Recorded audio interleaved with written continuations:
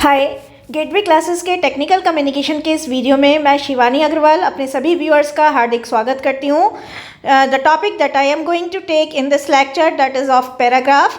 Here in this video we are going to discuss what is paragraph and what are the elements, what are the functions of paragraph, what are the elements of paragraph, what are the requisitions of writing a paragraph, and also what are the elements of paragraph and how these elements are maintained, what are the methods of writing paragraph, what is topic sentence. So many important questions are going to be answered in this video, and this video is very important from the viewpoint of AKTU examination. Almost 10 to 15 marks question will be asked from this video, so please keep on watching the video from the starting to the end. और ये video इसलिए भी special है क्योंकि इस video का content बहुत ही अच्छा है। हमारे सभी वीडियोस का कंटेंट हमारा डीप रिसर्च, एक रिच रिसर्च का रिज़ल्ट है जो मैंने 20 इयर्स का एक्सपीरियंस से अर्न किया है। और यहाँ पर जो भी आपको एलिमेंट देखने को मिलेंगे, जो भी कंटेंट देखने को मिलेगा, that is of highly rich quality, and in addition you will be getting a training of how to answer your question in a presentable way. So without taking much of your time, let us start today's video, and the topic is what is paragraph. Paragraph की अगर हम बात करें तो paragraph is a group of sentences. एक group of sentences होता है that consist some logical and complete meaning, जिसका कोई लॉजिकल और कंप्लीट मीनिंग निकलता है। तो एक ऐसा पैराग्राफ जिसका लॉजिकल और कंप्लीट मीनिंग निकलता है वो उसको हम पैराग्राफ कहते हैं। ए पैराग्राफ रिवॉल्व्स राउंड, एक पैराग्राफ जो है रिवॉल्व्स राउंड करता है, किसके रिवॉल्व राउंड करता है? वन सिंगल आइडिया और one single thought, one opinion. Means जब हम वन सिंगल आइडिया की बात करते हैं तो there should not be mixture of ideas, there should be only one single idea. If we are going to change the idea, whenever we have to change the idea, whenever we are going to shift the idea, we need to immediately change the paragraph. तो फिर से देख लेते हैं paragraph क्या है। एक group of sentences है that consist some logical and complete meaning, senseful meaning. Paragraph जो है वो एक सिंगल आइडिया के अराउंड, एक सिंगल थॉट, एक सिंगल ओपिनियन के अराउंड रिवॉल्व करता है। एंड जब कभी भी हमें whenever we are going to shift the idea, we need to immediately change the paragraph. Now the question arises कि पैराग्राफ कौन कौन से फंक्शन प्ले करता है। तो paragraph performs various functions, that is of sometimes it gives the explanation, sometimes it elaborate the things, sometimes it present the analysis of something, sometimes it may summarize some object or some concept, sometimes it performs the function of description, it gives discussions for the other times, and sometimes it introduces some object, while for the other times it also plays the role of giving conclusion. So these are various functions of a paragraph: elaboration, explanation, analysis, summarization, description, discussion, introduction, conclusion, and so on. Now the question arises, what are the requisitions or essentials of writing a paragraph? यानी कि क्या क्या चीज़ें हमें चाहिए होती हैं, क्या क्या आवश्यकताएं होती हैं एक अच्छे पैराग्राफ को बिल्डअप करने के लिए। तो देखिए, कुछ पहला है, sentences in a paragraph should have proper grammatical diction and proper formation. Proper grammatical diction होना चाहिए, प्रॉपर सिंटेक्स होना चाहिए, और प्रॉपर सेंटेंस फॉर्मेशन या सेंटेंस स्ट्रक्चर को फॉलो करना चाहिए। All the sentences should be interlinked and interconnected. जो भी हम सेंटेंसेस लेने जा रहे हैं, that should be properly connected to one another. Means there should not be dangling modifiers. Dangling modifier नहीं होने चाहिए. Sentences should be well connected and interlinked. Exact and meaningful words should be used matching to the theme in question. Exact और meaningful words का use करना चाहिए जो theme से match करते हुए हों। इसके बाद आता है simple word order should be followed. Simple word order की बात करें तो क्या है? Subject, then helping verb, then main verb, then preposition, then adverb and predicate. तो इस तरह से हमें सिंपल वर्ड ऑर्डर का फॉलो करना है। अगर हम सिंपल वर्ड ऑर्डर का फॉलो करेंगे तो ऑटोमेटिकली हमारे सेंटेंस में ग्रामेटिकली करेक्शन, डिक्शन आ जाएगा, और that will be properly formatted, that will be properly structured. आगे चलते हैं। An ideal paragraph should not consist more than 10 to 12 sentences. ये बहुत आराम से आपको याद भी हो जाएगा। तो एक paragraph neither too lengthy, it should be neither too lengthy not too short, and In an ideal paragraph, there should be 10 to 12 sentences, not more than that. Unnecessary proverbs, unnecessary idioms, unnecessary figure of speech should be avoided to make the paragraph readable and to be comprehensible for an average kind of reader. There should not be mingling of ideas, ये सबसे ज़्यादा important है, जो essential हमें follow करना है कि mingling of ideas नहीं होना चाहिए. Whenever we have to change the idea, whenever we have to shift the idea, there should be change in paragraph. ये देखिए यहाँ पर भी लिखा है. तो ये कुछ कैरेक्टरिस्टिक्स हैं that we need to follow. Simple word order होना चाहिए, प्रॉपर डिक्शन होना चाहिए, प्रॉपरली इंटरकनेक्शन होना चाहिए सेंटेंसेस में. 10 to 12 सेंटेंसेस से ज़्यादा नहीं होने चाहिए. प्रोवर्ब, ईडियम्स और फिगर ऑफ स्पीच अननेसेसरली हमें यूज़ नहीं करनी है. और there should not be any mingling of mixture. Mingling का मतलब है मिक्सचर ऑफ आइडियाज़, इसमें हमारा नहीं जाना चाहिए. तो इस तरह से हमें लिखना है, इस तरह से हमें बनाना है कि यहाँ पर mixture of ideas, mingling of ideas ना हो. आगे आता है एलिमेंट्स ऑफ पैराग्राफ. तो एलिमेंट्स ऑफ पैराग्राफ की अगर बात करें तो ये देखिए बहुत इंपॉर्टेंट है. Elements of paragraph, there are 3 elements of writing a paragraph: unity, and then coherence, then emphasis. Before going ahead मैं आपको ये बताना चाहूँगी कि हम देखिए हम इसमें आगे आने वाले वीडियो के अगले रिमेनिंग पार्ट में हम ये भी बताएंगे कि यूनिटी होती क्या है, डेफिनेशन डिफाइन करेंगे यूनिटी को, और हम ये भी बताएंगे कि डिवाइसेस ऑफ मेंटेनिंग यूनिटी क्या क्या है ना. तो 2 चीज़ें हमें यहाँ डिवाइस ऐसे ही कोहेरेंस को डिफ़ाइन करेंगे और डिवाइसेस बताएंगे. एम्फेसिस को डिफ़ाइन करने के बाद डिवाइसेस बताएंगे. और बहुत ज़्यादा इंपॉर्टेंट क्वेश्चन है, बहुत ज़्यादा इंपॉर्टेंट क्वेश्चन है, बहुत ज़्यादा इंपॉर्टेंट क्वेश्चन है, आएगा ही आएगा इस बार. तो आइए देख लेते हैं यूनिटी का मतलब क्या होता है. यूनिटी का मतलब ही वननेस होता है. और जब हम बात करते हैं वननेस की, तो ideas should be on one single idea, one single theme. Idea जो है वो एक सिंगल थीम पर होना चाहिए. There should not be mixture of ideas. हम ये पढ़ते ही आ रहे हैं, मिक्सचर ऑफ आइडियाज़ नहीं होना चाहिए. Entire opinion should focus on one single idea. पूरा ओपिनियन एक सिंगल आइडिया पर होना चाहिए. For example, if we are going to maintain a paragraph on population explosion, तो हमें पैराग्राफ वाइज अब फर्स्ट पैराग्राफ में हमें पॉपुलेशन को डिफ़ाइन करना होगा. उसकी हिस्ट्री लिखनी होगी कि कितनी पॉपुलेशन हमारी इसमें 1991 में थी, दैन फिर 2001 में कितनी हुई. तो इस तरह से हमें एक पैराग्राफ में एक ही तरह के थॉट्स रखने हैं. Supporting detail should be directly connected to the main idea. जो भी हम सपोर्टिंग डिटेल दे रहे हैं वो भी मेन आइडिया से, सेंट्रल थीम से कनेक्टेड होनी चाहिए. ओपिनियन अपने आप में यूनिफाइड होता है, एकीकृत होता है, यानी कि ओपिनियन का में एक सा ओपिनियन होना बहुत ज़रूरी है. Opinion should be summed up in one single sentence, one single paragraph. The remaining sentences should elaborate the central theme. सारे बाकी बचे हुए जो भी सेंटेंसेस हैं वो सेंट्रल थीम को इलेबोरेट करेंगे, जो आइडिया हम लेकर चले हैं. इसका मतलब बार बार क्या है, जो आइडिया हम लेकर चले हैं वही आइडिया आगे आने वाले सेंटेंसेस में उसी आइडिया को डेवलप करा जाएगा. सपोर्टिंग डिटेल जो भी होगी वो मेन आइडिया से कनेक्टेड होगी. टू मेंटेन दिस एलिमेंट, अब इसको यूनिटी को मेंटेन करने के लिए हम यानी कि सारे सेंटेंसेस जो है एक ही आइडिया को रिप्रेजेंट करें, इसके लिए हम क्या कर सकते हैं. To maintain this element we can use one effective device that is of topic sentence. ये बहुत इंपॉर्टेंट है, आपको याद रखना होगा कि यूनिटी मेंटेन करने के लिए आपको क्या यूज़ करना है. एक बहुत ही इफेक्टिव डिवाइस है टॉपिक सेंटेंस. अब टॉपिक सेंटेंस क्या है ये जान लेते हैं. देखिए अलग से भी कई बार 2 मार्क्स में आ जाता है ये क्वेश्चन, तो यहाँ पर बहुत इंपॉर्टेंटली आपको ध्यान देना है. The sentence which states, state का मतलब कहना, डिस्क्राइब करना, which state the main theme of the paragraph that is known as key sentence और टॉपिक सेंटेंस. टॉपिक सेंटेंस में कभी कभी की सेंटेंस भी बोल देते हैं, तो दोनों बातें एक ही हैं. तो वो सेंटेंस जो मेन थीम को स्टेट करता है, कहता है, डिस्क्राइब करता है, वही टॉपिक सेंटेंस होता है. अराउंड, और उस टॉपिक सेंटेंस के अराउंड पूरा पैराग्राफ फैब्रिकेट होता है, पूरा पैराग्राफ बिल्डअप होता है, पूरा पैराग्राफ सेटअप होता है.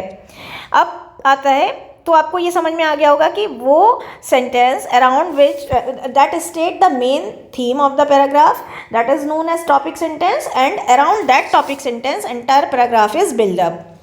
अब आता है place, position of topic sentence, यानी पोजीशन, प्लेस क्या होता है, टॉपिक सेंटेंस कहाँ कहाँ आता है. तो देखिए in some kind of paragraph topic sentence occurs in the first line, while in some of the types of orders topic sentence even occurs in the middle. ये बहुत रेयर होता है, ये कभी कभी होता है, या तो इधर it comes in the first line और it comes in the end. Role of topic sentence बहुत ज़्यादा इंपॉर्टेंट क्वेश्चन है। टॉपिक सेंटेंस ओवरव्यू देता है इंटायर पैराग्राफ का, पूरे पैराग्राफ का ओवरव्यू देता है and strike on the main theme पर स्ट्राइक करता है। It gives development of thought, ये बहुत इंपॉर्टेंट है, ये विचारों को डेवलपमेंट प्रदान करता है। यानी कि अब जब एक पैराग्राफ का टॉपिक सेंटेंस होगा तो उसी के अराउंड, आपने देखिए अभी पढ़ा था कि पैराग्राफ के टॉपिक सेंटेंस के अराउंड पूरा पैराग्राफ फैब्रिकेटेड होता है, ये पढ़ा था ना आपने कि around that topic sentence entire paragraph is fabricated. तो उसी से कंसर्न है कि जो पैराग्राफ का टॉपिक सेंटेंस है वही पैराग्राफ को डेवलपमेंट ऑफ थॉट देता है, यानी उसी के कारण से थॉट को आगे डेवलप करा जाता है। तो फिर से देख लीजिए क्या है role of topic sentence. Entire paragraph को ओवरव्यू करता है, पूरा उसका ओवरव्यू देता है, मेन थीम पर स्ट्राइक करता है, जोर डालता है, और पैराग्राफ में development of thought topic sentence के कारण से ही होता है।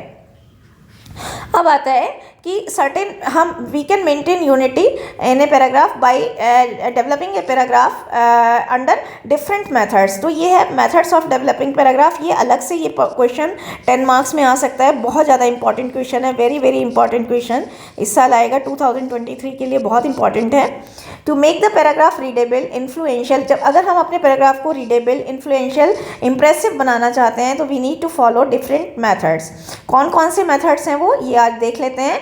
कॉज एंड इफेक्ट ऑर्डर है, ऑर्डर और मेथड एक ही चीज़ है, कंफ्यूज नहीं होइएगा। कंपेयर एंड कंट्रास्ट मेथड है, इंटरप्टेड मेथड है, स्पेशल मेथड है, क्रोनोलॉजिकल मेथड है, इंडक्टिव ऑर्डर है, डिडक्टिव ऑर्डर है, लीनियर ऑर्डर है, एक्सपोजिशन है, प्रॉब्लम एंड सोल्यूशन मेथड है, fact figure and statistical method है, एग्जाम्पल एंड इलस्ट्रेशन मेथड है। जितने मेथड हम आपको बता रहे हैं उतने मेथड आपको किसी भी बुक में नहीं मिलेंगे, तो आप प्लीज़ ध्यान से देखिएगा, बहुत इंपॉर्टेंट होने वाला है। और आपका क्वेश्चन अगर डिफरेंट ढंग से आप आंसर करेंगे तो आपको डेफिनेटली 10/10 मार्क्स भी मिल सकते हैं, 9.5 तो आपके कहीं नहीं गए हैं। तो कॉज एंड इफेक्ट मेथड बहुत आसान है। कॉज एंड इफेक्ट मेथड, इसमें क्या होता है, मेथड बेसिकली दो चीज़ें हाईलाइट करता है। Reason behind an event to happen, क्या रीज़न है, क्या कॉजेज़ हैं, क्या कारण हैं एक इवेंट के अकर होने में, हैपन होने में, क्यों एक घटना किस कारण से, किस कॉजेज़ से एक घटना अकर हुई, हैपन हुई, एंड रीज़न और कॉन्सिक्वेंस। क्या आता है कॉज एंड इफेक्ट, यानी रीज़न और रिजल्ट। तो दो चीज़ों पर फोकस करता है, consequences and result, outcomes of happening. Consequences, result और आउटकम ऑफ द हैपनिंग, तो दो चीज़ें हैं। एक तो क्या चीज़ करता है ये, एक तो reason behind an event to happen, और दूसरा जो है रिजल्ट, रीज़न और रिजल्ट। अगर R² पर फोकस करता है, रीज़न एंड रिजल्ट। दूसरा आता है कंपेयर एंड कंट्रास्ट। आप बड़े आराम से इसे याद कर सकते हैं कि ये दो R² पर डेवलप करता है। R² का मतलब रीज़न और रिजल्ट।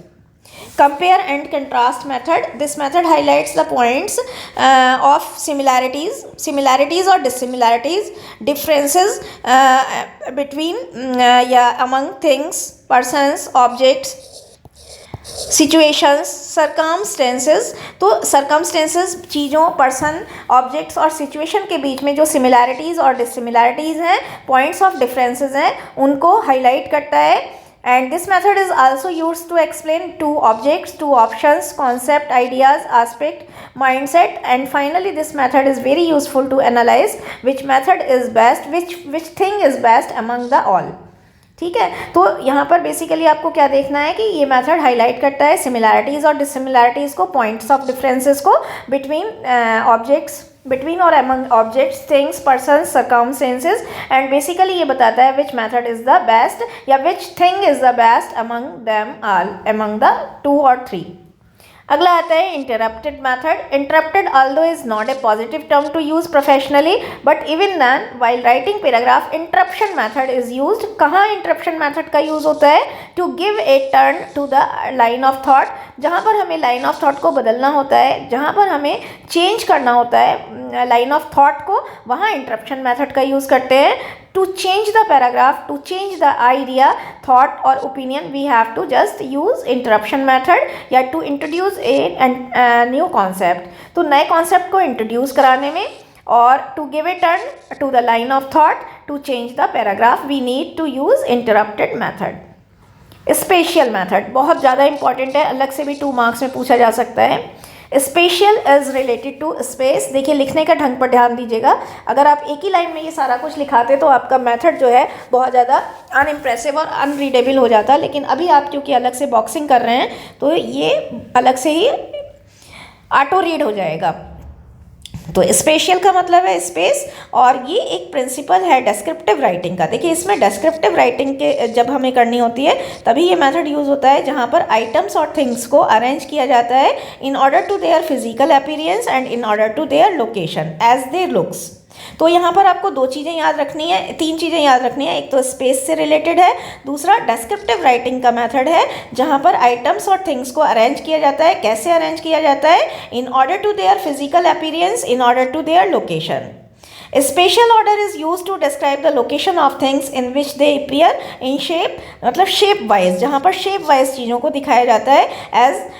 अगर कोई चीज़ राउंड शेप में है तो उसे उसी तरह से डिस्क्राइब किया जाएगा, रेक्टेंगुलर शेप में है तो उसको उसी तरह से डिस्क्राइब किया जाएगा, सर्कुलर शेप में है तो उसको उसी तरह से डिस्क्राइब किया जाएगा, ओवल यानी अंडाकार शेप में है तो उसको उसी तरह से डिस्क्राइब करा जाएगा, सिलेंड्रिकल है तो उसको उसी तरह से डिस्क्राइब किया जाएगा। तो बेसिकली डिस्क्रिप्टिव राइटिंग का वो मेथड जिसमें आइटम्स और थिंग्स को कैसे अरेंज करा जाता है in order to their physical appearance, location और shape as they appears in shape, that is called spatial method. Basically ये मेथड यूज़ कब होता है? पार्ट्स ऑफ मशीन को डिस्क्राइब करने के लिए, मेजरमेंट ऑफ एरिया को डिस्क्राइब करने के लिए।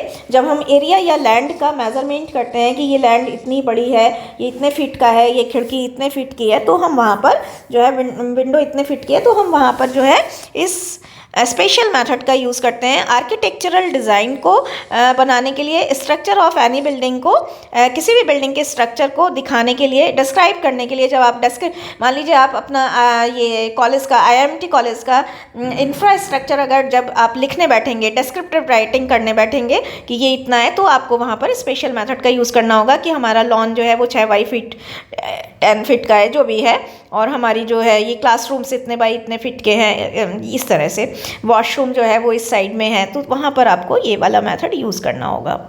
आगे चलते हैं क्रोनोलॉजिकल मेथड। क्रोनोलॉजिकल मेथड जो टर्म है chronology, that refers to time. Chronology का मतलब है टाइम। अब इसमें क्या होता है? Events are described in the order as they occur in order of time.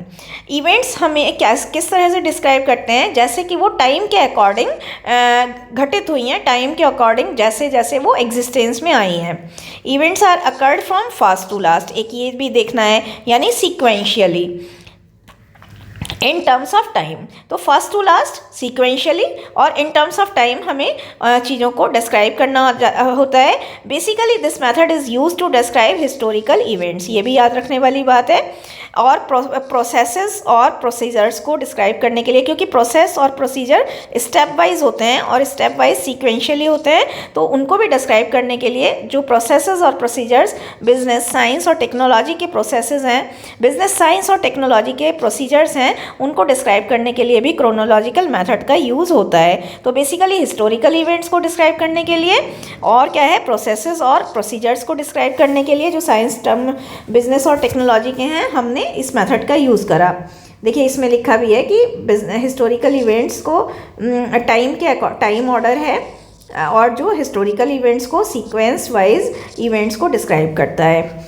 जैसे एग्जाम्पल है यहाँ पर, यू टुक बर्थ इन इतने में, you pass 10th in 2019, you became graduated in इतना, you will get married in 2030, you will got an award in इसमें। तो आपने देखा होगा सीक्वेंशियली अरेंज है, हैपहैज़र्डली नहीं है, इधर उधर करके नहीं है। 2003 के बाद 19 है ना, ऐसा नहीं है कि 2003 के बाद 25 होता फिर 19 होता, 3 के बाद 19, यानी कि स्टेप वाइज है, सीक्वेंशियली है, in order of their time as first to last, है ना। 3 फिर 19 फिर 25 फिर 30 फिर 34, तो आप समझ गए होंगे।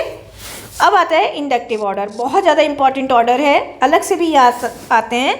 इन this order we move from general statement to particular one. अब देख लीजिए यहाँ पर थोड़ा सा समझकर कि यहाँ पर हम क्या करते हैं, we have to move from general statement. पहले हम जनरलाइज करेंगे कि ये ऐसा होता है, जैसे मतलब पेड़ हमें छाया देते हैं, पेड़ हमारी हमें शुद्ध हवा देते हैं, पेड़ हमारे लिए फल फूल देते हैं। तो ये जनरलाइज करके फिर इसके बेसिस पर हम कह सकते हैं कि पेड़ हमारे लिए सर्वाइवल का मुख्य पार्ट एंड पार्सल है, एंड वी शुड सेव पेड़, वी शुड सेव प्लांट्स। तो हम जनरल स्टेटमेंट से पर्टिकुलर की तरफ बढ़ते हैं, and on the basis of general statement we reach to the conclusion. ये बहुत ध्यान देने वाला है कि जनरल स्टेटमेंट के बेसिस पर हम कहाँ पहुँचते हैं, हम पहुँचते हैं कंक्लूजन पर, कंक्लूड करते हैं।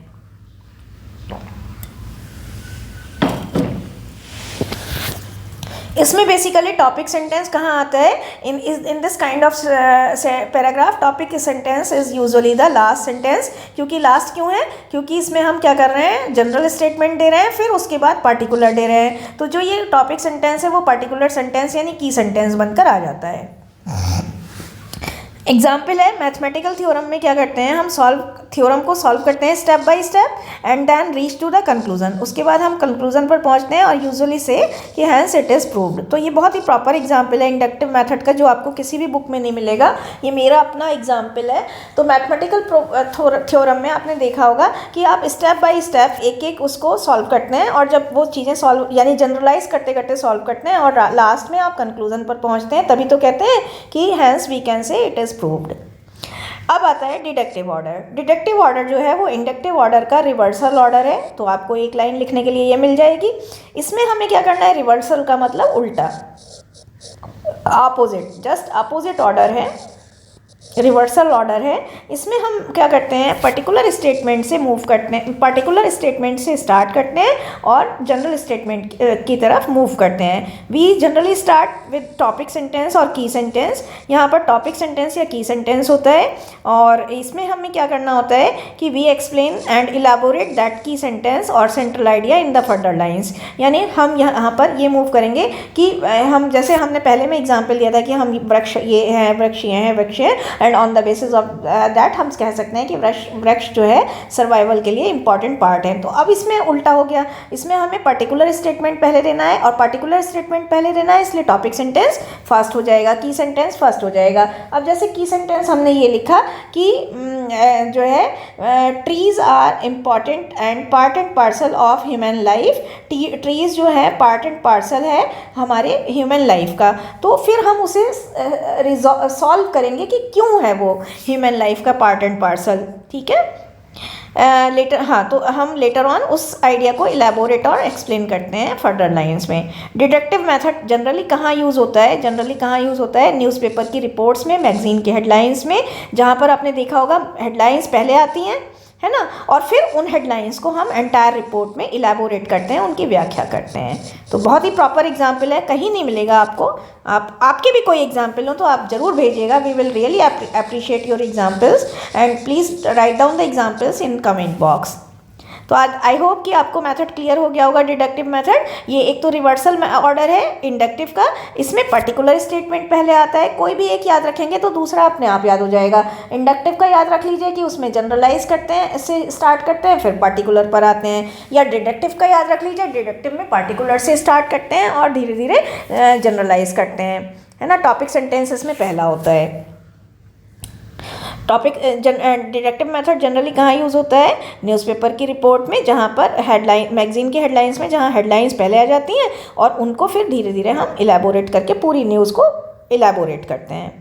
Linear order, linear order present information in a logical and systematic way. Linear order में लॉजिकल और सिस्टमेटिक वे में इंफॉर्मेशन फ्लोट होती है। In this method we describe the event from point to point. इसमें हम event को point to point describe करते हैं सिस्टमेटिक और लॉजिकल वे में। लिनर ऑर्डर में one line and thought is well connected to the other one. Linear order में एक लाइन और एक थॉट दूसरे से कनेक्टेड होता है, दूसरा पहले वाले से कनेक्टेड होता है, तो कोहेरेंस का एलिमेंट मेंटेन हो जाता है लिनर ऑर्डर में। और पैराग्राफ एंड सेंटेंसेस इसमें इस तरह के पैराग्राफ में सेंटेंसेस जो हैं वो इंटरकनेक्टेड, इंटरलिंक्ड होते हैं, आपस में इंटरलिंक होते हैं। आगे चलते हैं एक्सपोजिशन मेथड।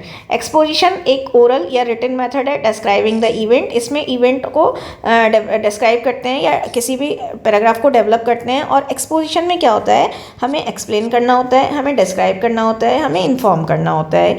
इसमें टॉपिक सेंटेंस जो है वो जनरली फर्स्ट सेंटेंस होता है और एंटायर पैराग्राफ इज़ मियर। मियर का मतलब केवल, ओनली। तो entire paragraph is मियर an explanation of the topic sentence. पूरा पैराग्राफ उस टॉपिक सेंटेंस का एक्सप्लेनेशन होता है। तो ये देख लीजिए, एक्सपोजिशन में दो चीज़ें देखने की हैं। एक तो एक्सपोजिशन मेथड को एक्सप्लेनेशन के लिए, डिस्क्रिप्शन के लिए और इन्फॉर्मेशन देने के लिए यूज़ करते हैं। टॉपिक सेंटेंस फर्स्ट सेंटेंस होता है। Entire paragraph is an explanation of that topic sentence. Problem and solution method, इसमें क्या करते हैं, जैसे कि हमने काज एंड इफेक्ट में करा था आर स्क्वायर करके, प्रॉब्लम और सोल्यूशन मेथड में पहले तो जो है प्रॉब्लम को एक्सप्लेन करा जाता है और उसके बाद उसका सोल्यूशन आता है। मल्टीपल सॉल्यूशंस आते हैं, सीरीज ऑफ सॉल्यूशंस आते हैं। Generally, in this kind of writing, in this kind of paragraph, if the writer is trying to convince the reader with his solution, the paragraph becomes influential and winning. paragraph बहुत influential और winning हो जाता है अगर मान लीजिए आप एक अच्छा solution दे पाते हैं। देखिए फॉर एग्जांपल, प्रॉब्लम तो है ही, पॉल्यूशन की प्रॉब्लम तो है ही, आप उस पर पेजेस आफ्टर पेजेस लिखते जाएंगे तो आप लिख सकते हैं। बट अगर उस प्रॉब्लम का आपने एक जेन्युइन और कन्विंसिंग सोल्यूशन दे दिया, तो अगर आपका सॉल्यूशन अगर वाकई में अच्छा हुआ, लॉजिकल हुआ, वेटेज वाला हुआ, तो पूरा पैराग्राफ इन्फ्लुएंशियल हो जाता है और विनिंग हो जाता है। और you can also leave an indelible impression. Indelible impression का मतलब है अमिट छाप। आप एक अमिट छाप छोड़ते हैं अपने रीडर्स के ऊपर। For example, the problem of pollution may be solve by human efforts only, है ना। Beggar problem can be rooted out if the beggars are offered with an employment, with the employment opportunities not money. तो इस तरह से आप एक problem का solution दे रहे हैं और अगर आपका सोल्यूशन जोरदार है, वेटेज वाला है, तो आपका पैराग्राफ नॉट ओनली इन्फ्लुएंशियल बनेगा बट विनिंग भी बनेगा and you will be able to leave an indelible impression. ये देखिए, थोड़ा सा याद रखिएगा मेरे लिए, इंडेलिबल इम्प्रेशन, अमिट छाप छोड़ेंगे ऑन टू द रिसीवर। अगला मेथड है fact, figure and statistics method. These fonts of detail will help. ये जो है ये जो फैक्ट्स है, फिगर्स है, स्टेटिस्टिकल मेथड है, अगर आप इसका यूज़ करेंगे तो these will help you in the development of many important topics. But इसमें हमें एक चीज़ का प्रिकॉशन रखना है। प्रिकॉशन क्या रखना है कि whatever facts we are going to include, whatever data we are going to include, figure we are going to include, we need to be extraordinarily cautious कि ये properly, logically, रिसर्चफुली investigated हो और रिसर्चफुली use करे जाएं। मतलब कहने का मतलब ये है, अगर आप कोई भी देखिए, अगर आपकी डिटेल कितनी भी अच्छी क्यों ना हो, डाटा नहीं दे रहे हो तो वो बिल्कुल ख़राब हो जाती है, उसका कोई मतलब वेटेज नहीं होता। लेकिन अगर आपका डिटेल थोड़ा कम भी अच्छा है, थोड़ा हल्का भी है, लेकिन अगर डाटा आपका प्रॉपर है, फिगर्स आप प्रॉपर मेंटेन कर रहे हैं, रिसर्चफुली आप इन्वेस्टिगेट कर रहे हैं सारे आंकड़ों को, जो आंकड़े आप देने जा रहे हैं, मान लीजिए आपने पॉपुलेशन के बारे में बहुत बोला और पॉपुलेशन के आंकड़े, मैन फीमेल रेशो नहीं बताया, केरला में कितना है, सबसे कम कहाँ पर है, तो ये होते हैं फैक्ट, फिगर और स्टैटिस्टिक्स। तो ये अगर आपके प्रॉपर हों तो आपका पैराग्राफ बहुत इन्फ्लुएंशियल बन जाता है। बट एक ही प्रिकॉशन रखना है कि जो भी फैक्ट, फिगर और डेटा आप इंक्लूड कर रहे हैं वो प्रॉपरली और लॉजिकली, रिसर्चफुली इन्वेस्टिगेटेड होना चाहिए। All the fact, figures and statistics we are going to use that should be accurate and properly quoted. Example है, the average person eats almost 1500 pounds of food a year. देखिए बहुत अच्छा example है, इसे आप boxing भी कर सकते हैं, है ना। The human I winks an average of 42 lakhs times a year. Walmart generates $30 lakhs in revenue, 30 lakhs revenue in every 7 minutes। तो देखिए कितने अच्छे मैंने आपको एग्जाम्पल दिए हैं। आप भी अपने कुछ एग्जाम्पल यहाँ हमें लिख कर भेजिएगा। Example or illustration method.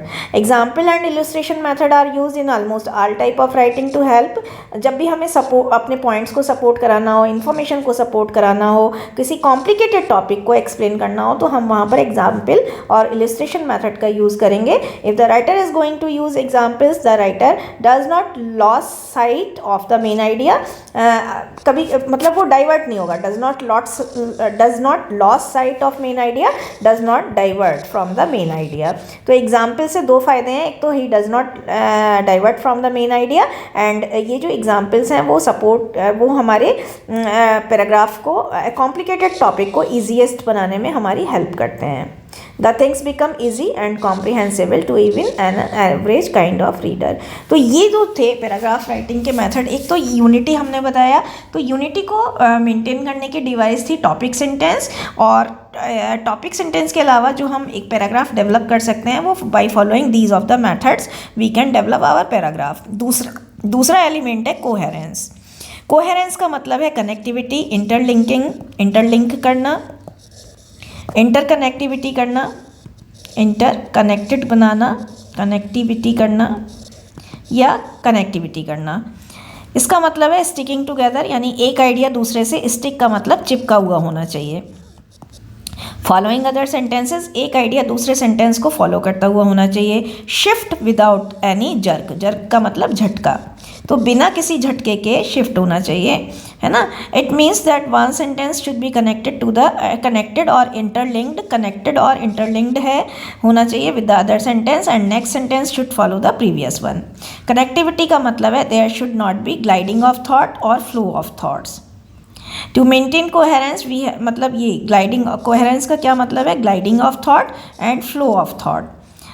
To maintain coherence we have to follow 4 devices. वो 4 डिवाइसेस क्या क्या हैं? Pronoun, connectives, synonyms, repetition. आइए पढ़ लेते हैं. प्रोनाउन, जैसा कि आप जानते हैं, these are the words that are used in place of noun. Pronoun क्या करते हैं? What is the role of pronoun? ये वैरायटी लाते हैं. आप बार बार राम, मनु जाता है, अमन जाता है, अमन जाता है, अमन ये करता है, अमन अब स्कूल गया, ये करेंगे तो बुरा हो जाएगा ना. तो वैरायटी लाने के लिए अमन की जगह वह लगा दीजिए, है ना. तो वैरायटी लाता है. अवॉइड मोनोटोनस इम्पैक्ट, यानी मोनोटोनस का मतलब है बोरिंग इम्पैक्ट को, डल इम्पैक्ट को ख़त्म करता है, अवॉइड कराता है, डल इम्पैक्ट को ख़त्म कराता है. रीडेबिलिटी को बढ़ाता है. जब डल इम्पैक्ट ख़त्म हो जाएगा तो ऑटोमेटिकली रीडेबिलिटी बढ़ जाएगी. अब आते हैं सिनोनिम्स. सिनोनिम्स क्या हैं? सिनोनिम्स वो हैं सिमिलर और alternative meaning of a particular word या पर्टिकुलर टर्म. किसी भी पर्टिकुलर टर्म के, किसी भी पर्टिकुलर वर्ड के सिमिलर मीनिंग, अल्टरनेटिव मीनिंग को सिनोनिम बोलते हैं.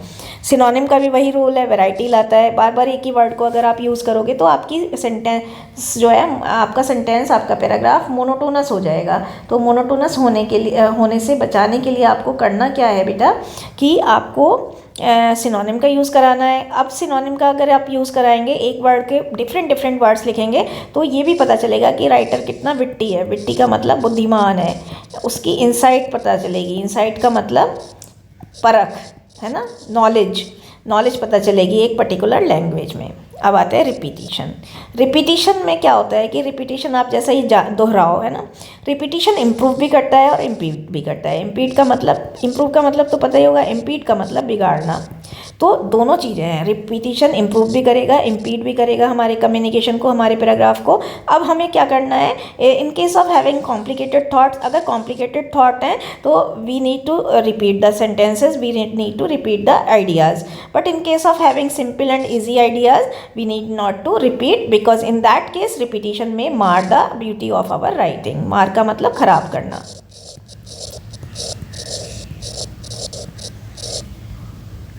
अब आते हैं कनेक्टिव्स. बहुत इंपॉर्टेंट है. The most impressive and influential device to bring coherence in a paragraph is use of connectives. Most impressive है, मोस्ट इन्फ्लुएंशियल डिवाइस है कनेक्टिविटी लाने के लिए. Beauty of connectives lies in the fact that these connect the sentences effortlessly, automatically. ये automatically connect कर देते हैं एक सेंटेंस को दूसरे से, एफर्टलेसली कनेक्ट करते हैं. ये चीज़ ज़रूर याद रखिएगा आप. By using connectives we can connect two or more than two sentences beautifully. Connectives कौन कौन से हो सकते हैं? देखिए कितना प्यारा सा चार्ट आपको देखने को मिल रहा है यहाँ पर. However, yet, therefore, although, meanwhile, therefore, and, but, so as, ये सब connectives ही हैं.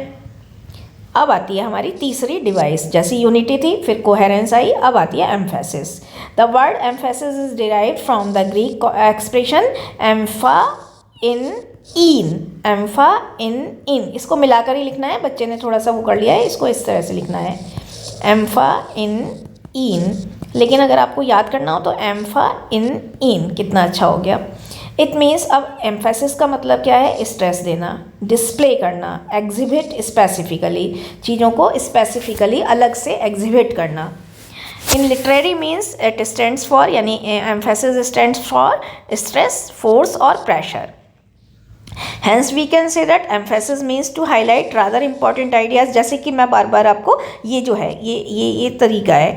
तो एम्फेसिस का मतलब है रादर इंपॉर्टेंट आइडियाज़ को हाईलाइट करना, रादर इंपॉर्टेंट वर्ड्स को, कीवर्ड्स को, प्रोमिनेंट पोर्शन को, या फिर प्रोमिनेंट पोर्शन को हाईलाइट करना. तो फिर से देख लीजिए, एम्फेसिस एम्फा इन से आया है. इसका मतलब है टू गिव स्ट्रेस. यहाँ पर ऐसा वाला चार्ट भी बना सकते हैं, to display, to exhibit specifically. Literary means में इसका क्या मतलब हुआ? स्ट्रेस देना, फोर्स करना, प्रेशर डालना. इसमें हम क्या करते हैं? रादर इंपॉर्टेंट आइडियाज़ को, रादर इंपॉर्टेंट कीवर्ड्स को और प्रोमिनेंट पोर्शन को हाईलाइट करते हैं. अब कौन कौन से वेज हैं? Following ways to maintain emphasis. यहाँ कभी कभी हम हाईलाइट कर सकते हैं. हाईलाइट का मतलब इस तरह से करना है ना, इस तरह से हाईलाइट कर सकते हैं अलग पेन से. ये मैंने काटा नहीं है, आप इसको थोड़ा सा ध्यान दीजिएगा, है ना. हाईलाइट कर सकते हैं. To lock it in box, जैसे हम यहाँ पर बॉक्स बना देते हैं ना. अंडरलाइनिंग, जैसे ये खुद करी हुई है अंडरलाइनिंग. या फिर यूजिंग ऑफ कैपिटल लेटर्स, कभी कभी हम ब्लॉक लेटर्स में लिख देते हैं, है ना, इस तरह से. तो ये आप कर सकते हैं. To use italics. इटैलिक्स का मतलब है तिरछे करके लिखना, इस तरह से ना, इस तरह से. तो ये भी अलग से चमक जाएगा आपको, है ना. जब भी आप लिखेंगे अलग से चमक जाएगा.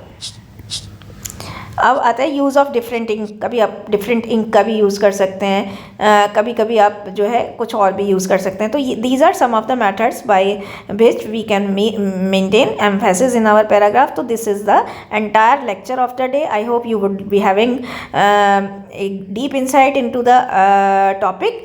एंड टॉपिक बहुत ज़्यादा इंपॉर्टेंट है. कई क्वेश्चन इसमें से बन रहे हैं, इसीलिए बहुत ज़्यादा इंपॉर्टेंट हो जाता है. आप अपने कमेंट सेक्शन में अपने कुछ और आइडियाज़, कुछ और एग्जाम्पल लिख कर भेजिएगा, ताकि आगे आने वाले वीडियोस में आपका नाम भी हम ले सकें और आगे आने वाली जनरेशन के लिए आपके थॉट्स को भी यूटिलाइज़ किया जा सके. तो पढ़ते रहिए, पढ़ाते रहिए. Keep on eliminating the light of knowledge in the society. Keep on learning, keep on watching Gateway Classes. Thank you so much. Have a nice time. Bye bye.